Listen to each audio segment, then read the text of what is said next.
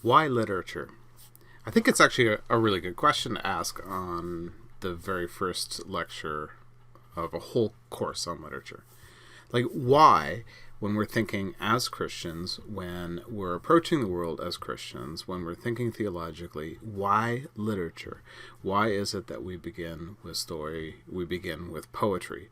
Why is this something that's essential? Why not, Christian carpentry or Christian art, or Christian service or something? Well, those things are important in their own right, but what I want to talk about to set up in this first couple of lectures is the answer to the question, why literature? And I actually am going to argue that literature, reading, writing, poetry and prose, these things are actually of a special category, that there's something about them that's woven into the fabric of the universe and what it means to be human that makes it essential that we study these things. Not just a side course, but actually one that's really important to who we are as people, as community members, as learners, as Christians, and as people who move into and before the world. All right, so let's answer this in a sideways way before I get into, in my next mini lecture, I get into kind of some of the more meat of what I want to get to. First of all, we think about the Bible. It's our foundational text. It's our classic text. It's the canon of what we are to understand of our faith. And the Bible is actually made up a great deal of poetry. 27% of all Bible verses are poetry, and more than a third of the Hebrew Bible is poetic. I mean, that's a huge amount, right? When we're thinking about literature, we have to admit that God has given us the scriptures, right? And of them, poetry is just a huge part. I know that poetry is not a big part of our culture anymore. The poetry of our music's not that sophisticated. We don't read poetry like people of the past would have. Even in non-literate oral cultures, they would have been primarily poetic cultures in the way they told stories, in the way they worshipped, in the way they gathered. But it's still there. It's in our scriptures, and it's important to understand that. All but 7 books in the Bible have poetry in them, and of that, 6 of those are letters from the New Testament, which are much different than much poetry. 16 books are almost entirely poetic, including the poetic books that we think about, the books that are about hymns, but also we have the major and minor prophets are there. They're largely poetic books, and you can take a look at them and understand them as poetry, and some of the most important poetry that we know of, like the Song of Songs, the Psalms that create our entire worship background, but also help us understand theology.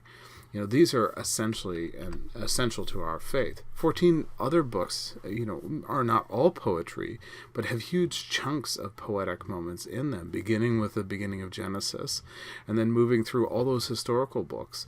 They often have a large poetic moment. And think of a book like, Daniel, that's, the first half of it's more narrative and story, and the last half is more poetic and apocalyptic.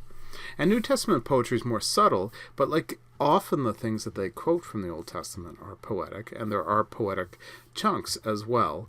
The Gospel has poetry in it, especially at the front of each of the books, the foundations of each of the books, and then the book of Revelation as well. So the Bible is poetry, so it's really important to kind of think in that lens. So poetry is one of the parts of literature, super, super important, right? Number 2, the Bible is story. I'm going to press in a little bit on this one, a little bit further on this one, and this course is a little stronger in story than it is in poetry, although each week we'll be doing at least one poem and looking at that. Really, we're going to be grabbing on to the narratives, because that's, I think, what we know best in our culture, and this class is more an invitation into what's possible than telling us everything we could do. All right, the Bible is story, and this is a key thing. The Bible is filled with story. The Torah, the Pentateuch, is largely made up of story. Even the poetic elements, Genesis 1-3, that's story. Even Leviticus, which is largely law, right? And Numbers, these books, Leviticus, the book of Numbers, it's not actually about numbers, it's called Wanderings in Hebrew, and that captures it really well. It's really the story of Israel in movement, the Hebrew people moving towards a place. Leviticus, largely about the law, still has 17 narrative sections in it. Story is essential. I mean, look at the history books, Acts, Joshua, Judges, Ruth, Samuel, Kings, 1st and 2nd Chronicles, Esther, Ezra, Nehemiah. These books are really about history, and so they're telling the story of how God has entered into our reality. And most of the major and minor prophets have stories within them, or our story as a whole. Think of the book of Jonah, for example. And this is really key. Hebrew people are different than most of their contemporaries in this, is that they are primarily a historical people. They understand reality as God entering into their world and engaging with them. And so it's really important to understand this is how it's been given to us. The Megilloth, the 5 scrolls, where the Hebrew festivals are gathered around these scrolls are read at different parts of the festivals. Those are each stories. Some of those stories are much more obvious, like Esther, Ruth, those are right out front. Lamentations and Ecclesiastes are much more interwoven, and the Song of Songs is harder to discern about what exactly the story is that's going on there, but it's still a story. Really key. And of course, the only new narrative form that we have in the New Testament is the Gospels. And the Gospels are just the stories of Jesus. That's what they're about. It's about his life, his death, and his resurrection. That's the storyline, and it's so critical to the New Testament. And even the letters, and I've talked about this in some of my publications, the letters of Paul and some others are storied worlds. Paul doesn't just give facts when he writes a letter. He actually talks about the story and how their stories are woven together, how he loves them, and he's their pastor, and they're his people, and they're working together as brothers and sisters for this reason and that reason, in this place and in that place. And there's all these stories that are woven into them. It's kind of cool, actually, when you stop and think about it like story. And of course, apocalyptic literature, we tend to go to the big kind of passages about what the future may hold. But apocalyptic literature, if you think of Daniel and Revelation as the best examples, these are filled with story, often in poetic form, weaving them together, like Daniel, first half, second half. And the same thing, the book of Revelation weaves together poetry and prose at various points. So really, really critical is to understand the Bible is story. What has God given us? God did not actually give us a spreadsheet. God did not actually even just give us laws to follow. God didn't give us a philosophical textbook or a science textbook. God gave us story. That's the way that God has operated. Much of that story comes in poetic form, some of it in prose. That's our reality. There's all kinds of ways that God could have revealed God's self to us, right? And we will study other ways, right? Through nature and in Christ. But the Bible itself is the written book, or even a multiple number of written books, right? It's not one coherent book, and yet it tells itself as a story. And so I wanted to go to Canadian critic Northrop Frye. He's passed away for a while now, but really one of the most important people to talk about the Bible as literature, and taught in Toronto for quite a number of years to all kinds of students about the Bible as literature.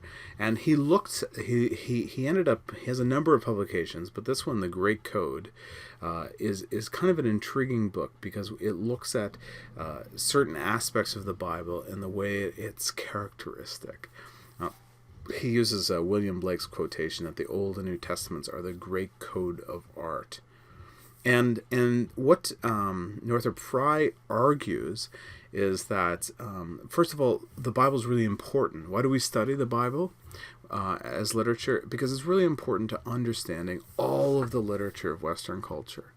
We can see this all the time. We're going to talk about this all the way through the class, like the theme of self-sacrifice, for example, that we see in the recent Marvel Universe's films. They parallel awfully closely to the story of Christ. The Harry Potter series is a pretty precise telling of a Messiah figure who dies for his people. It's a really, really close story. And so the Bible, understanding the Bible behind the literature we study is really essential. Northrop Frye writes, I soon realized that as a student of English literature who does not know the Bible, does not understand a good deal of what's going on when he reads. And he was teaching at the first of this, mostly male students, but by the end he was teaching men and women. The most conscientious student will be continually misconstruing the implications and even the meaning of what they read if they don't understand the Bible. The Bible is clearly a major element in our own imaginative literature or tradition, whatever we may think or what we believe about it. It's still super key. So that's one reason. But actually, what I like about Northrop Frye is not so much this how the Bible's important, but he pushes further and he narrows in, and he comes up with this really interesting idea that the Bible is a divine comedy. Now, we're not going to be reading all of Dante's Divine Comedy, unfortunately, just a good chunk of the Inferno. And it would be nice to read all of the Divine Comedy, because then we get that full sense of the comedy, whereas the descent into hell and then the movement up into paradise through purgatory. It's this amazing kind of U-shaped narrative, this down and then up. Although strictly speaking, it's not. The geography is a little different. If you've studied the book as a science fiction book, you'll read it a little differently. But that's what we get in the Divine Comedy. Aristotle, in Poetics, from about 2400 years ago, he talked about comedy as a U-shaped pattern. There's a descent and an ascent, a down and then an up again. And this is really key to understanding comedy. You know, there's usually a great fall, there's all kinds of problems, and then there's a return to a happy ending. That is what the comedic form is.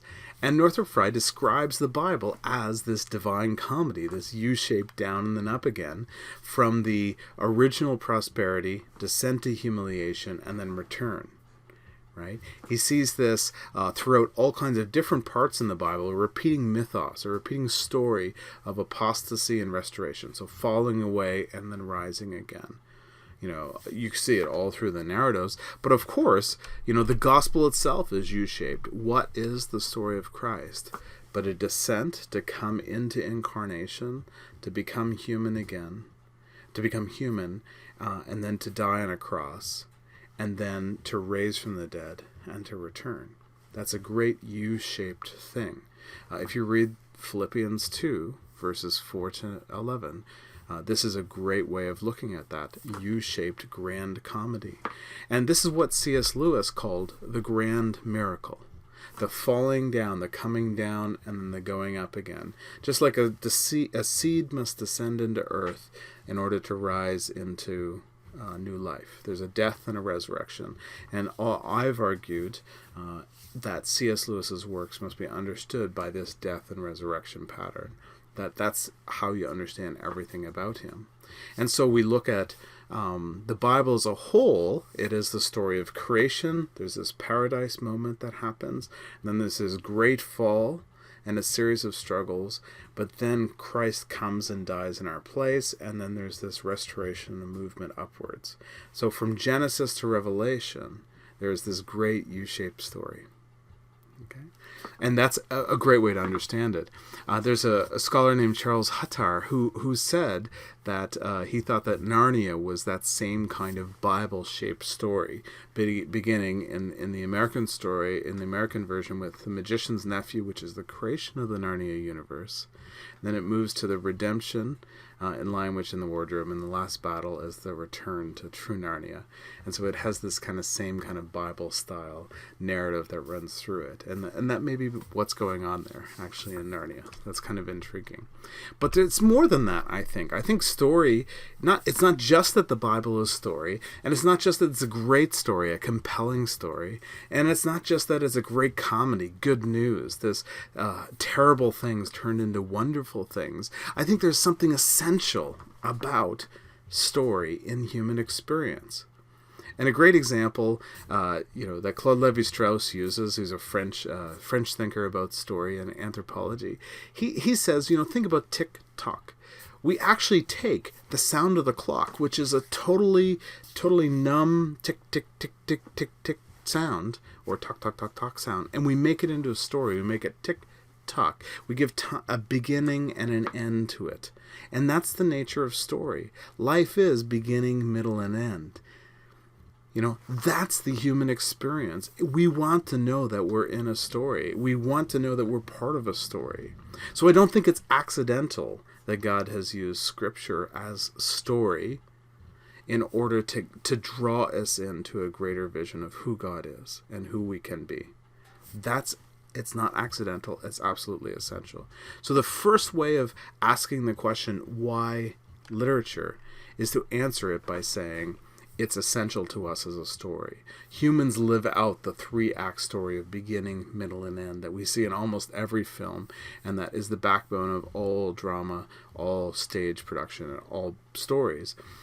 We play that out in our lives. And that's how we understand history, and that's how we understand ourselves in history. So in answering this question, we've actually come down to something about who we are, something really essential. And so in the next mini-lecture, we're going to be turning to the question of creation. We're going to go to the creation story. We're going to look at it in some different ways over the first couple of weeks, including pressing in Paradise Lost eventually, and C.S. Lewis's Paralandra, looking at them more closely over the next couple of weeks.